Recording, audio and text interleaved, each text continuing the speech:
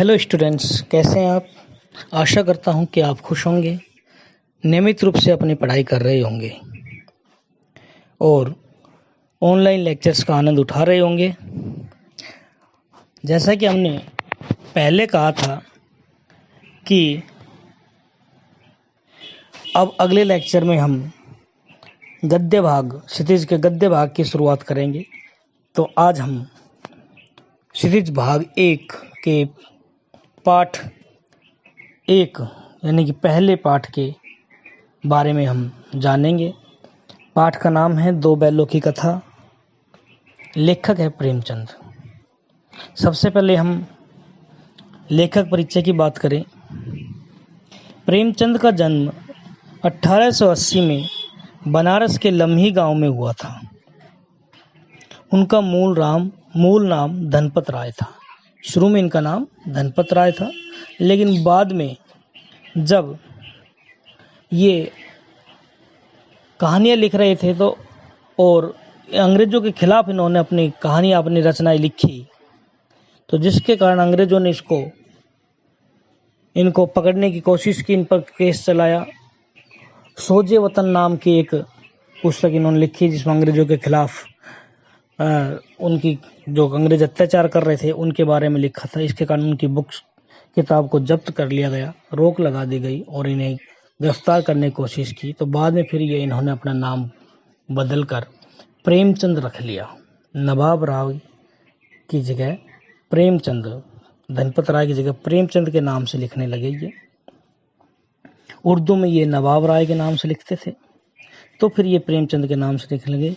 इनका जो बचपन है वो बड़ा ही अभाव में बीता।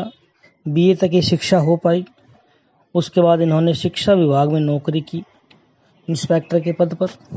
लेकिन जैसा कि मैंने पिछली बार कई लेक्चर्स में जिक्र किया कि महात्मा गांधी के असहयोग आंदोलन से प्रेरित होकर बहुत से लेखकों ने और कवियों ने अपनी सरकारी नौकरियां छोड़ दी और महात्मा गांधी के असहयोग आंदोलन में शामिल हो गए, जिसके कारण वो जेल भी गए। तो उनमें से ये लेखक भी शामिल थे। प्रेमचंद ने सरकारी नौकरी छोड़ दी और असहयोग आंदोलन में शामिल हो गए। लेखन के कार्य के प्रति समर्पित रहे। 1936 में हमेशा गरीबी में जीवन जिया। आगे आप चल के आप पढ़ोगे कि इनका जीवन कैसे कटा, तो आप ही के सिलेबस में गद्य भाग में ही एक पाठ है प्रेमचंद के फटे जूते, जिनके लेखक है हरिशंकर परसाई। तो उसमें बताया जाएगा कि प्रेमचंद के जीवन में किन किन कठिनाइयों का आगमन हुआ, कैसे कैसे वो कठिनाइयों का सामना करते हुए लेकिन अपने मूल्यों से पीछे नहीं हटे। ईमानदारी, देशभक्ति और संघर्षशीलता का भाव लेते हुए अपना जीवन अभाव में, कमियों में, गरीबी में बिता दिया, लेकिन जीवन को सम्मानपूर्वक जिया। तो 1936 में इन महान कथाकार का देहांत हुआ। इस कथाकार को उपन्यास सम्राट कहा जाता है। महान कहानीकार, महान कथाकार कहा जाता है, क्योंकि इन्होंने 13 उपन्यास लिखे, जिनमें विश्व प्रसिद्ध गोदान उपन्यास इन्हीं की लेखनी से लिखा गया। गोदान है और निर्मला है, प्रेमाश्रम है, सेवा सदन है, रंगभूमि है, कर्म भूमि है, और भी बहुत से उपन्यास हैं जो इन्होंने लिखे। अच्छा, इन्होंने 300 कहानियां लिखी लगभग अपने जीवन में, और वो 300 कहानियां मानसरोवर के 8 भागों में, मानसरोवर नाम से इनका जो ग्रंथ छपे, उन 8 भागों में 300 कहानियां छपी। भाग यानी वॉल्यूम, जैसे मानसरोवर भाग 1, मानसरोवर भाग 2, मानसरोवर भाग 3, और उसमें किसी में 25 कहानियां, किसी में 35 कहानियां, किसी में 30 कहानियां, इस प्रकार से टोटल लगभग 300 कहानियां लिखी, छपी इनकी। और उपन्यासों की बात करें तो सेवा सदन, प्रेमाश्रम, रंगभूमि, कायाकल्प, निर्मला, गोदान, गबन, कर्म भूमि, और भी कुछ अन्य उपन्यास हैं, ये इनके महत्वपूर्ण उपन्यास हैं।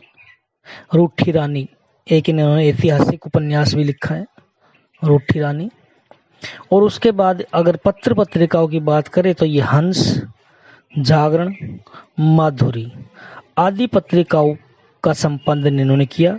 इन पत्रिकाओं के ये संपादक रहे, संपादक एडिटर संपादक रहे। और प्रेमचंद साहित्य को सामाजिक परिवर्तन का सशक्त माध्यम मानते थे, यानी कि साहित्य के माध्यम से समाज में परिवर्तन लाया जा सकता है। इन्होंने गांव और शहर के परिवेश को देखा, जिया और अभिव्यक्ति कथा साहित्य में मिलती है। यानी कि इन्होंने गांव और शहर में लोगों का वास्तविक जीवन कैसा होता है, इस प्रकार से इन्होंने, इनकी अगर प्रसिद्ध कहानियों की बात करें हम तो बहुत सी प्रसिद्ध कहानियां हैं। कुछ कहानियां आपने पढ़ी भी होगी, जैसे नमक का दरोगा, पंच परमेश्वर, बूढ़ी काकी या काकी शायद, और कफन, मंत्र, और भी ऐसी अनेक कहानियां हैं जो प्रेमचंद ने लिखी समाज को। ईदगाह, इस प्रकार की कहानियां हैं। एक और है ध्यान नहीं आ रहा इस समय, बहुत सी कहानियां हैं, जैसे जैसे ध्यान आता रहेगा हम आपको बताते रहेंगे। तो एक तरह से ये कहानियों के कथाकार, कथा सम्राट, उपन्यास सम्राट माने जाते हैं। इन्होंने किसानों और मजदूरों की दयनीय स्थितियों, दलितों का शोषण, समाज में स्त्रियों की दुर्दशा, स्वाधीनता आंदोलन आदि के बारे में बहुत कुछ लिखा। प्रेमचंद के कथा साहित्य का संसार बहुत व्यापक है, बहुत फैला हुआ है। उसमें मनुष्य ही नहीं, पशु पक्षियों की भी अद्भुत आत्मीयता है। और ये बड़ी से बड़ी बात को सीधे और संपेक्ष रूप में प्रस्तुत करते थे। इनकी भाषा सरल, सजीव और मुहावरेदार है। उन्होंने अरबी, फारसी और अंग्रेजी के प्रचलित शब्दों का प्रयोग कुशलता पूर्वक किया। और कथा जो लिखते थे तो कथा का मर्म ऐसा हुआ करता था, कथा की कहानी, कथा वस्तु जिसको हम बोलते हैं, कथा का जो है स्क्रिप्ट इतनी जबरदस्त होती थी कि पढ़ने वाला पाठक प्रभावित हुए बिना नहीं रहता था। तो आज जो हम कथा, इनकी जो कहानी है, जो इन दो बैलों की कथा, उसके बारे में चर्चा करेंगे। दो बैलों की कथा जो है, इसके माध्यम से प्रेमचंद ने कृषक समाज, किसान समाज और पशुओं में भावनात्मक संबंध का वर्णन किया है कि जो किसान है और उसके जो पशु हैं, बैल है, गाय है, ऊंट है, भैंस है, जो भी हैं, विशेष रूप से किसानों के पास पहले बैल मिलते थे, बैलों से वो हल जोतते थे, गाड़ी से सामान ढोते थे। तो जो किसान है वो पशुओं के प्रति एक भावनात्मक संबंध रखते हैं, यानी कि उन्हें अपने संतान की तरह पालते हैं, पोसते हैं, उनका ख्याल रखते हैं। इस कहानी में भी यह बताया गया है कि स्वतंत्रता सहज में नहीं मिलती है, इसके लिए बार बार संघर्ष करना पड़ता है। अब ये जो दो बैल हैं, हीरा और मोती नाम के, ये एक स्वतंत्रता, अगर हम देखें तो कि एक बैलों की तो है ही है, सीधे रूप में भी हम इसको भाव में ले सकते हैं। यानी कि दो बैलों की कथा है। दो बैलों की कथाओं में क्या कहा गया है कि भाई झूरी नाम के एक किसान के पास दो बैल थे, बड़ा अच्छा देखभाल करते थे वो, अच्छा, और बैल भी अपने मालिक के प्रति समर्पित भाव से कार्य करते थे। झूरी का साला ले गया, फिर उसके बाद वहां उन्होंने अपने बैलों के साथ बांध दिया, अपने बैलों के साथ, बैलों का अच्छा चारा चलाते। लेकिन झूरी गया जो है उसका साला, झूरी का खुद के बैलों को तो अच्छा चारा चराता, इनको जो है बहुत सूखा चारा चराता। कुछ दिन के बाद ये निकल चले वहां से चले तो मटर के खेत में बहुत कुछ कहानियां हैं। कहीं सांड के साथ ये लड़ते हैं, मटर के खेत में आते हैं, बैल एक साथी दूसरा साथ पकड़ा जाता है, दूसरा साथी भागने के लिए क्या मौका होता है कि वो भागता नहीं है। फिर उसके बाद काजी होश में चले जाते हैं ये, वहां इनको कुछ नहीं मिलता है, वहां दीवार तोड़ी जाती है। फिर एक भागने का मौका होता है, दूसरा नहीं भागता है, इसलिए साथ रहेंगे। इस प्रकार से बहुत ही ज्यादा कहानी है। लेकिन अगर हम देखें ना तो इस परिप्रेक्ष्य में, तो प्रेमचंद ने जो है इसमें एक स्वतंत्रता सेनानी के रूप में इन दोनों को मान करके आजादी के लिए एक संदेश दिया है कि बिना संघर्ष किए आजादी नहीं मिल सकती। बार बार पकड़े जाएंगे, बार बार आएंगे, बार बार जेल में जाएंगे, संघर्ष करेंगे, विद्रोह करेंगे, प्रयास करते रहेंगे तो ही आजादी मिल सकती है। इसमें एक प्रसंग आता है कि जब बैल, इन दोनों बैलों में से एक साथी दीवार तोड़ रहा था, तो कुछ दीवार टूटते देखी तो दोनों ने मिलकर के दीवार तोड़ दी, और फिर घोड़ी भग गई, भैंस भग गई, बकरियां भग गई। कुछ गधे जो हैं वो खड़े थे, वो नहीं भग रहे थे। क्यों? क्योंकि उनको डर सता रहा था कि कुछ तो कहते थे कि भाई, जब उन्होंने पूछा कि भाई तुम क्यों नहीं जा रहे हो, हमें डर है कि कहीं फिर पकड़े गए तो। यानी कुछ तो ऐसे आलसी आदमी थे जो पकड़े, यानी देश की आज़ादी में कोई योगदान ही नहीं देना चाहते थे। कुछ तो मतलब चले गए, जेल में रह गए, फिर या फिर जो है कुछ इस प्रकार से अपने घर में डूब के रहे कि भाई फिर से पकड़े, आंदोलन करेंगे, जेल में जाएंगे, परेशानियों झेलनी पड़ेगी, हमें मारपीट होगी, कहीं और फांसी का या किसी प्रकार का मृत्युदंड का प्रावधान ना हो, सजाए ना हो जाए हमें। तो इस प्रकार से जो है प्रेमचंद ने इसको बहुत अच्छे तरीके से उभारा है। ये परोक्ष रूप से यानी कि इनडायरेक्ट रूप से आजादी की कहानी है। ये आजादी के आंदोलन से जुड़ी भावना है कि बिना संघर्ष किए हमें आजादी नहीं मिलेगी। इसके साथ ही इस कहानी में प्रेमचंद ने पंचतंत्र और हितोपदेश की कथा परंपरा, पंचतंत्र और हितोपदेश की कथा का वर्णन किया है। पंचतंत्र और हितोपदेश क्या होता है कि पंचतंत्र में और हितोपदेश विष्णु शर्मा के द्वारा लिखे हुए ये दो पुस्तकें हैं, ग्रंथ है। इसमें जानवरों के माध्यम से नैतिकता की बात की जाती है, मोरल वैल्यू समझाया जाता है। जैसा कि आपने देखा होगा आजकल 2-3 जो है सीरियल चलते थे अब कार्टून टाइप में, जैसे एक तो वो बाल्टी वाला कौन सा है, अच्छी तरह मेरे याद नहीं आ रहा, एक मोगली, एक दो जो मतलब जो जानवरों के रूप में सीरियल हैं, बोलते हैं, मनुष्य वाली गतिविधियां करते हैं, और वो एक नैतिक यानी मोरल वैल्यूज स्थापित करते हैं, मोरल वैल्यूज की शिक्षा देते हैं, नैतिक शिक्षा देते हैं। तो हितोपदेश में भी यही होता है, किसी तोते के माध्यम से, कभी बंदर के माध्यम से, कभी गाय के माध्यम से एक तरह से मानवीय जीवन की तरह बताया जाता है, और उसके बाद उनको मोरल वैल्यूज उनमें दी जाती है, मोरल वैल्यूज की शिक्षा दी जाती है। तो इस परंपरा को आगे बढ़ाया है, यानी कि बैलों के माध्यम से इन्होंने नैतिकता की शिक्षा दी है। बैलों के माध्यम से इसमें कई संदेश हैं। कवि लेखक जो है वो बैलों के माध्यम से अपनी नैतिकता की शिक्षा देना चाहता है। और वो बैल जो झूरी के साले की पत्नी, गया की पत्नी थी, वो बैलों को मारती थी, वो लड़की को मारती थी। झूरी की साले की लड़की थी, गया की लड़की, छोटी सी लड़की थी, उसको मारती थी। तो